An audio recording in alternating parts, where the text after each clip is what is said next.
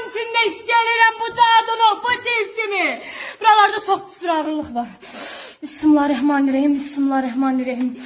Bunun için de ağırlık var, çekiş var burada. Bismillahirrahmanirrahim, bak arkadaş. Bunun için de istəyirəm bu cadunu, bu tilsimi. Senin mülküne getir, cadı qoplar, tilsim qoplar arkadaş. Senin evin eşiğine cadı tilsim qoplar ki bu evde eşikte artım eləyə bilməyəsiniz. Buna bak, cadılar görsən arkadaş.